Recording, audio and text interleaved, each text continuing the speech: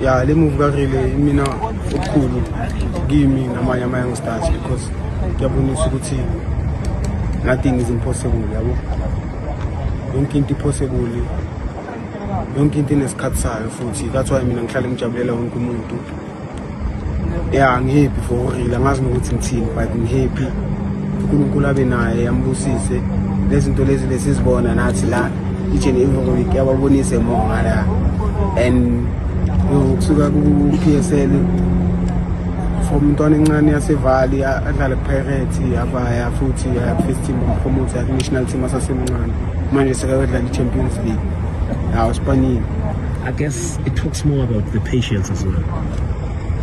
Yeah, iKenya ebholweni patience ibalulekile because amalanga awafani yabo namhlanje ulena kusasulana so kumele ube patient uqhubeke usebenze kanzima uvala amadlebe ungamameli abantu ngaphandle.